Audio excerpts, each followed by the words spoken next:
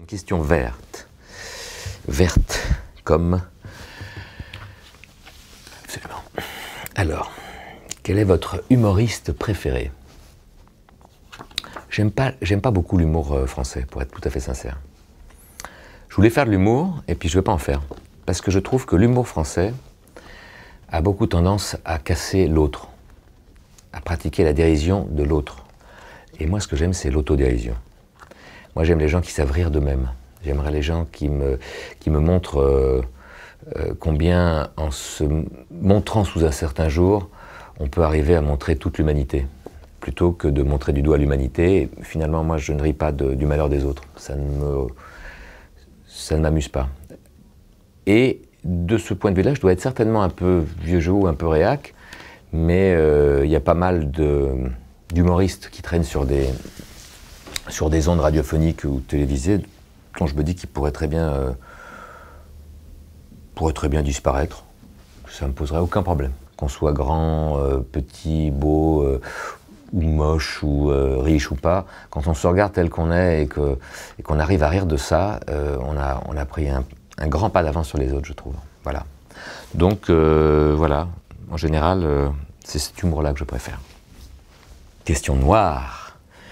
Noir comme la couleur. Est-ce que cela vous arrive souvent ou parfois de dire à vos enfants « ne le dis pas à ta mère, ne le dis pas à ton père ». Ah oui, donc en fait, je comprends, parce que je suis très intelligent et j'ai compris la question. Est-ce que cela vous arrive souvent de dire à vos enfants « ne le dis pas à ta mère ». Ce qui veut dire, en fait, cette question veut dire quoi? Elle veut dire, en fait, est-ce que tu es un menteur, un mystificateur, un sale type, en quelques mots? Oui.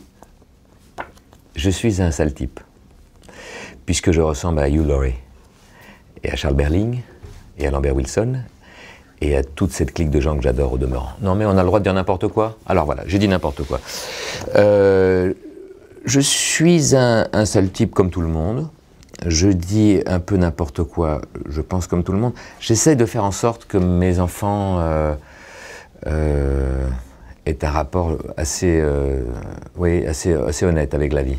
Honnête et généreux. Voilà, si je dois mettre trois adjectifs en priorité, c'est l'honnêteté, la générosité et l'autodérision, qui sont pour moi des valeurs importantes. Alors c'est vrai que parfois pour des trucs ridicules dont je sais qu'ils vont énerver leur maman, je leur dis, bon, enfin je leur dis pas, ils le comprennent d'eux-mêmes qu'on peut passer dessus, mais non, je préfère que les rapports soient... Je pense qu'on a toujours intérêt à dire la vérité. C'est Sacha Guitry qui disait je commence toujours par dire la vérité, histoire de m'en débarrasser. Voilà. Alors je vais tirer une couleur rouge.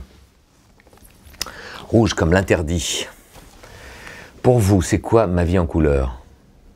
C'est quoi une vie en couleur, en fait? C'est ça que ça veut dire. C'est quoi une vie en couleur? C'est une vie en couleur.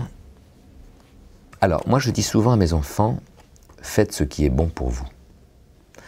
Parce que quand on fait ce qui est bon pour soi, on fait... Généralement, on fait du bien à soi et à ceux qui nous entourent.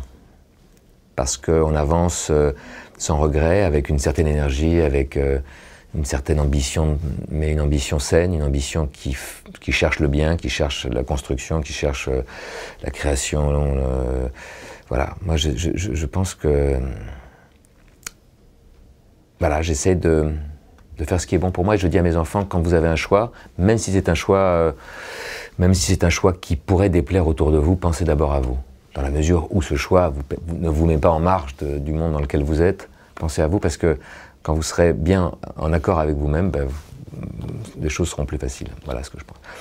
À côté de ça, une vie en couleur, pour être plus général, je dirais que c'est une vie, et c'est l'effort que je fais moi dans ma vie d'homme, c'est une vie où on regarde aussi un peu ce qui se passe autour de soi, parce qu'on est quand même, massacré, en tout cas pour moi, massacré par une tonne d'injustices qui pèsent, certaines tellement fort que voilà, elle me donne envie de m'engager un peu et de... Donc une vie en couleur, c'est essayer de réparer certaines injustices que la vie fait peser sur certaines gens et qu'à mon humble niveau, j'essaye d'aider. Voilà. C'est marrant parce que ma vie en couleur, et c'est assez amusant, c'est qu'au cinéma, je trouve que ce qui est le plus beau, c'est le noir et blanc. Le noir et blanc me fait rêver en couleur. On peut dire beaucoup de choses, parce que ma vie en couleur, je trouve que c'est un très joli titre. Et d'abord, il y a le mot vie, et il y a le mot couleur. Et je trouve que c'est pas facile. Hein. C'est pas facile de se lever tous les matins avec l'idée qu'il va falloir se passer toute cette journée, et en plus de bien la passer, parce qu'on la passe qu'une fois.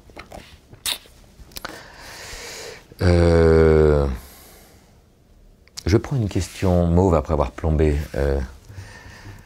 l'atmosphère. La question mauve se détache moins facilement de là. C'est souvent une question de couleur aussi. Quelle est la couleur de votre caleçon? C'était une blague, c'était pour vous détendre. Que pensez-vous de Que pensez-vous de la barbe de 3 jours?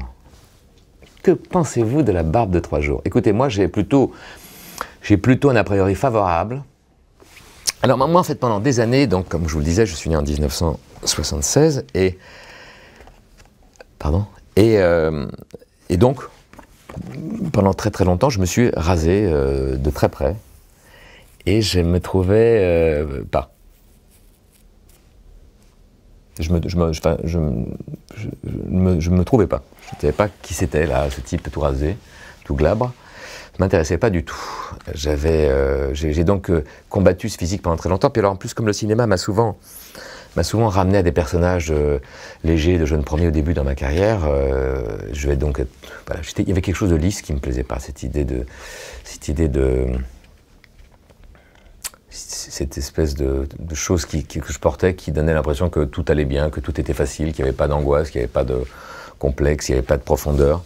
Donc je me suis dit tout bêtement que quelques poils en plus me donneraient un peu plus de complexité. C'est extrêmement simpliste, hein, je suis d'accord avec vous.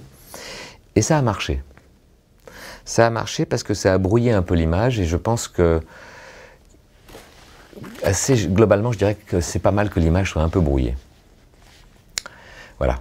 Parce que ce qui est intéressant dans la démarche qu'on a vers l'autre, c'est justement d'aller creuser, d'aller chercher, que tout ne soit pas donné immédiatement, qu'il y ait